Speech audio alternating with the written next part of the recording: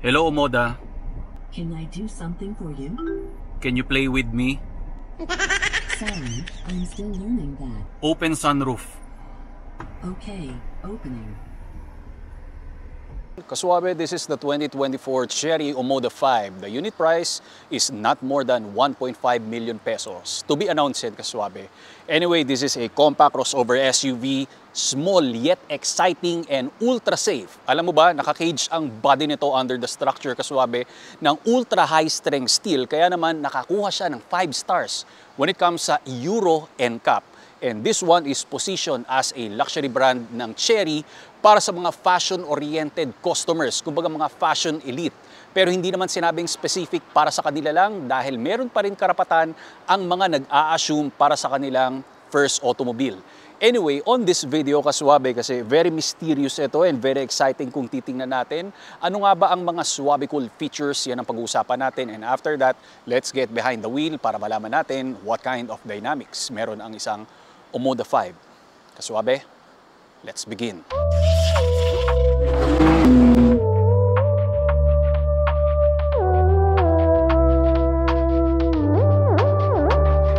Kasuabe, to begin with, sa kanyang Suabe cool features ay alam mo ba, pagpasok mo dito sa driver cockpit ng Omoda 5 ay meron sa yung ibibigay na welcome sounds or welcome music para naman, di ba, yung araw natin mas maging refreshing, magkaroon tayo ng positive energy at nakakatuwa pa sa kanya, even yung mga turn signals natin, hindi annoying yung mga clicking sound.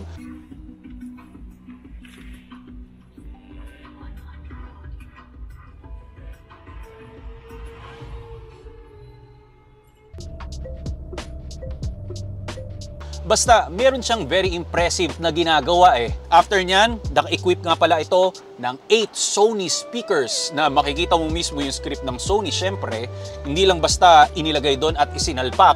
Pinaalam talaga sa'yo in your face. Dito sa A-pillar natin, dito rin sa mga likod natin sa passenger, of course, equipped ng mga speakers. Then gusto kong i-point out na etong rear mirror natin, napaka super wide ng kanyang angle. Ibig sabihin, lahat ng pasahero pwede mo makita and even dito sa passenger. Kaya lang ang drawback kasi pag nasa likod na or yung rear road, napakaliit na ng mga object doon. So definitely, ikaw na lang bahala kung paano mo tatansyahin ang lahat. Para sa susunod na ating Suabe cool feature ay meron tayong single setup ng ating dual monitor. It's very seamless, Kasuabe. Sa infotainment, it is 10.25 and dito naman sa ating instrumentation is also 10.25.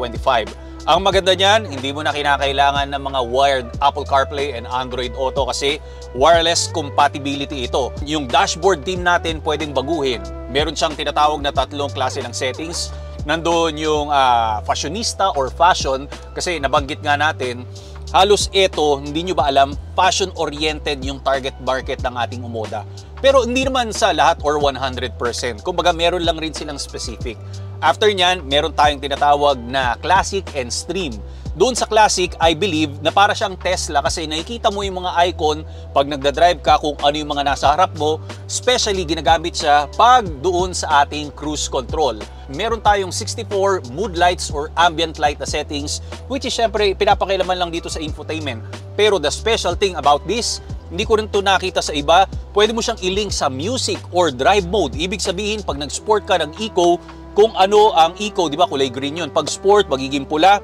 Yun yung kagandahan doon. Lalong-lalo na pag nasa music ka, syempre magbabago-bago yung settings niyan and pag binuksan natin yung mga pinto, lumalakad yung ilaw niyan and even pag pumasok ka dito sa driver cockpit, nagbabago rin yung pinaka-settings niya. Ang nagustuhan ko rin dito, very futuristic nga kasi yung icon na parang Siri nila rito, which is ang tawag nila ay si Omoda. Tingnan mo to, istorboy natin. Hello, Omoda. Yes, I'm here. May icon doon, no? Open sunroof. Okay, opening. Yun. O, tinilt niya, di ba? Ngayon, command natin. Close sunroof. Close sunroof. Closing the sunroof. Kasi Kasuabe, nakabukas lang yung pinto natin. So, maybe may iba siyang naririnig. And syempre, sa lahat naman ng mga voice command, sometimes hindi talaga 100% yung pinaka-functionality niya na maging perfect. Kaya that's why you need more patience talaga. Next up, Kasuabe, pag-uusapan naman natin ang center console na to. Very minimal naman yung pinaka-settings dito. At ang kagandahan, meron kang wireless charging platform na very wide open. Ibig sabihin, pag iniwan mo ang yung cellphone dito, halos pwede mo siyang tingnan. Hindi katulad sa other automobile na nagtatago talaga, hindi mo makita kung gumagana na yung functionality ng pag-charge. Tapos, may lalagyanan ka rito ng key fob. Actually, pwede mo lalagyan ng dalawang telepono ito. Napaka-brainy nila. Medyo drawback lang dito kasi usually, di ba, sa mga other automobile, yung hazard, yung drive modes na nakikita natin dito. Besides sa dashboard, mas madali pag nagda-drive. Pero dito, kinakailangan bigyan mo siya ng focus. You need to take care of yourself kasi ang hazard, syempre, ang hirap kapain. Nandito siya, tapos yung drive modes, kinakailangan mo rin sulyapin para baguhin natin. So, yung placement lang. Medyo doon lang ako nagkaroon ng question. Pero still, muscle memory lang yan. Okay? So, meron kang volume knob dito, tapos yung auto hold is located here. And warm nga pala yung seats natin, hindi pa siya ventilated. Pero alam ko soon, sa mga susunod na ilalabas na generation, I think sa electric na Omoda C5, magkakaroon na to ng ventilation. Hindi pa ako ganun ka-sure baka magalit kayo sa akin. Anyway, even the cup holder, ang ganda niya, meron siyang mood lights dito. So, pag naglagay ka ng bottle, or mineral water, nakikita mo, akala mo yung iniinom mo, nag-glow siya. Depende kung anong kulay yung isinet mo na mood lights dito. Ang question lang rin sa akin kasi, once na, for example, yung Starbucks ko, nilagay ko dyan. Pag magre-reverse, neutral, or drive ako, yung gear selector, papakialaman ko, bumabangga talaga yung braso ko. Yun lang ang head scratcher. So, kinakailangan, sana yung placement niya naging padiretso na lang para at least hindi ito matama, hindi nagkikiskisan yung pinaka braso natin. Ang different lang when it comes nga pala dito sa gear shifter natin, pag i-reverse mo siya, isang tulak lang, 1 up. Pero pag i-drive mo, 2 down. Nasanay lang ako na pag nag-reverse ka, tapos pag hinatakbo talaga ng pababa, automatic drive na. Ito, kakarga muna siya sa neutral, tapos drive. So again, muscle memory lang, pero ang the best dyan, yung camera nito, 360 wide angle camera.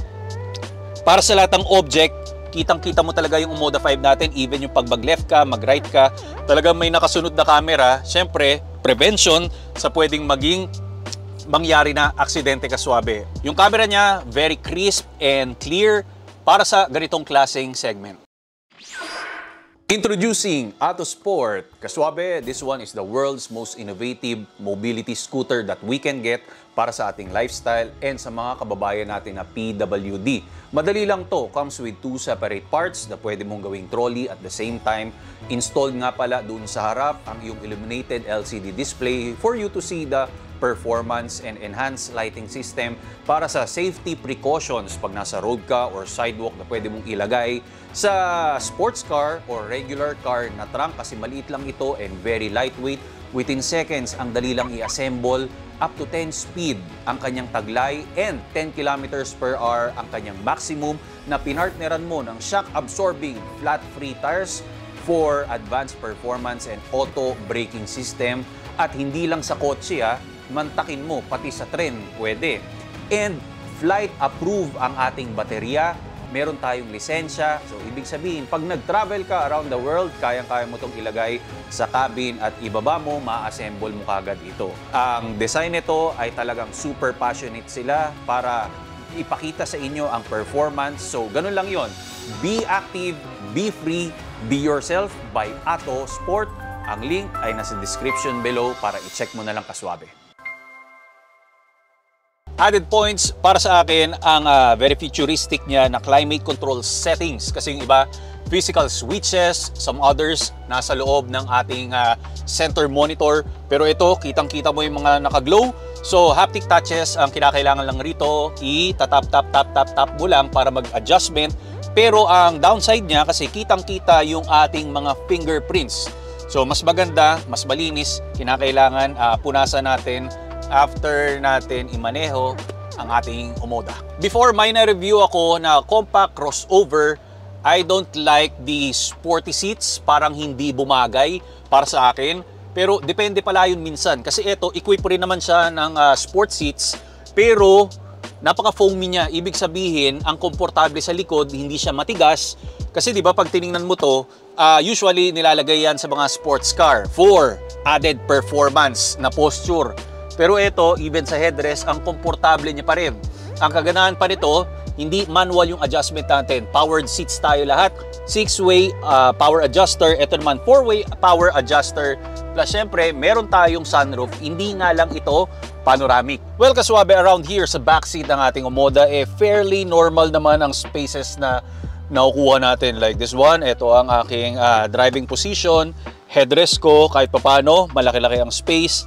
Tapos, stretchable na seat pocket. Of course, meron kang hole dito kasi sport seats, nakaangat nga lang talaga yung headrest natin. Maganda naman pag tumitingin ka rito, yung visibility ng passenger, okay pa rin. So, grab handle, may hook ka. Ito naman, may sweeping bronze ka na material.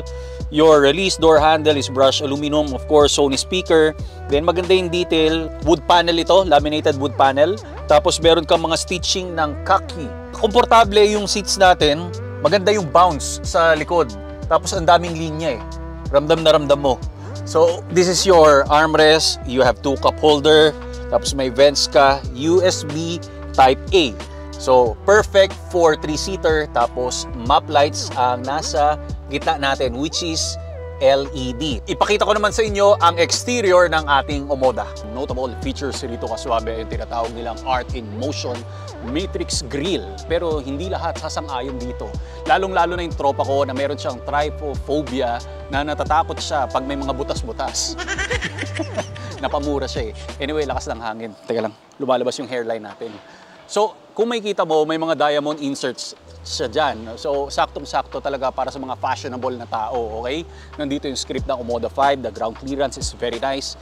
And may mga red panels ka and red pinstripes wrapped around sa Omoda 5 natin because this is turbo applied. So, meron siyang karapatan. When it comes naman doon sa kanyang LED DRL na T-shape, nandito sa taas, connected sa baba ng ating hood.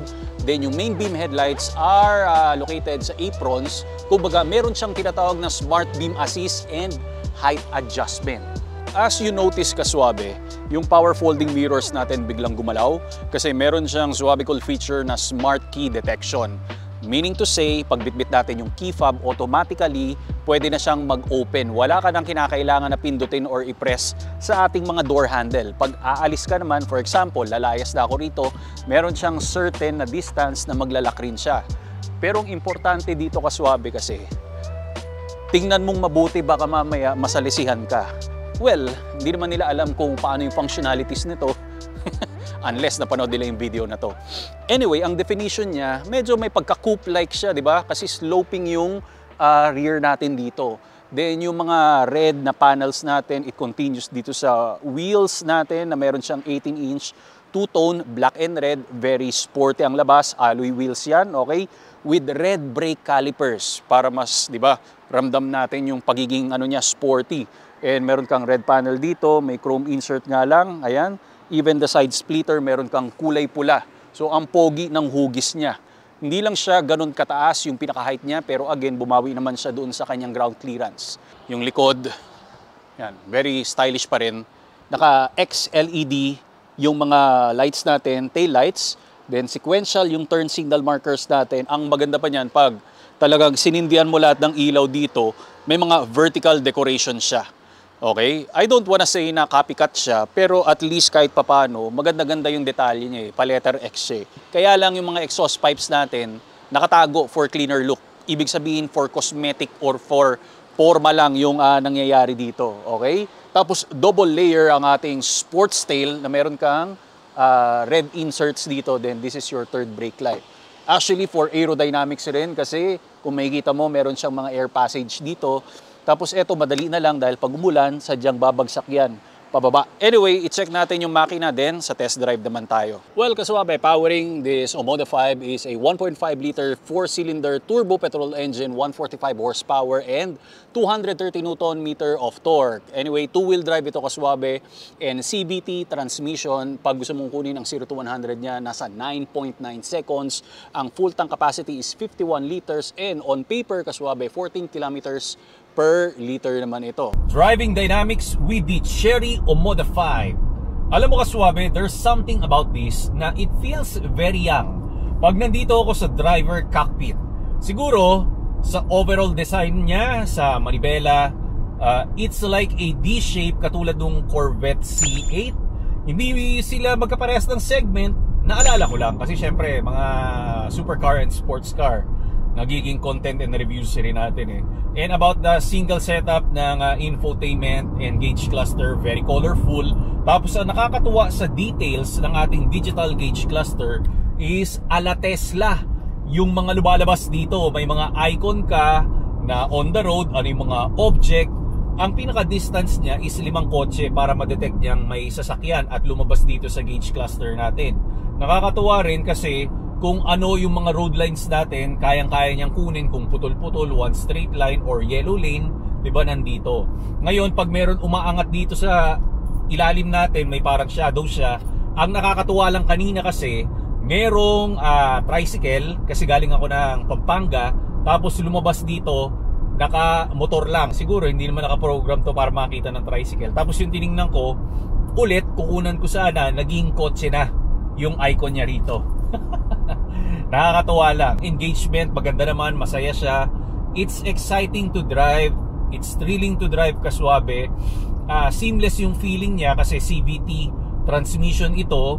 Although pag pinindot mo nga lang talaga yung throttle, hindi lang siya ganun ka super responsive. Pero given naman, having that price point na not over 1.5 million, ayos lang. Okay? Parang you get what you pay for. Walang problema.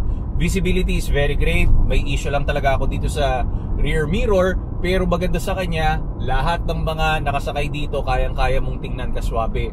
The feedback ng manibela, okay naman kahit papano. It's very stable, kaswabe. Kahit tanggalin ko yung kamay ko, dire-diretso lang talaga yung galaw niya. I mean, you will feel confident na planted yung mga gulong natin and it doesn't have that motion na lumilikot-likot siya.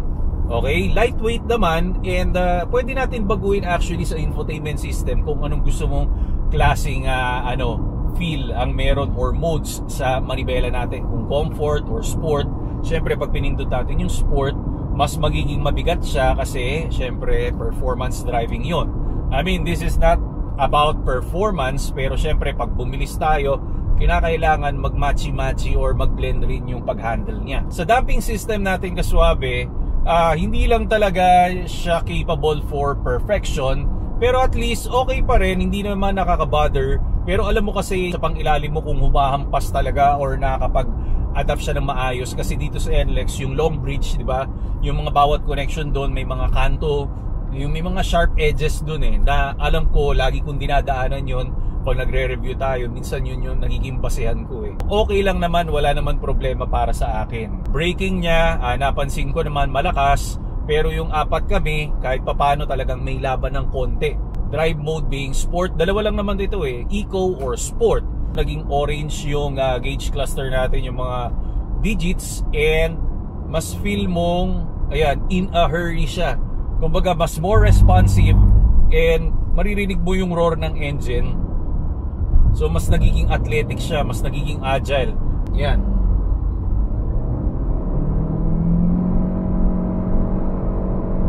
Pure engine sound.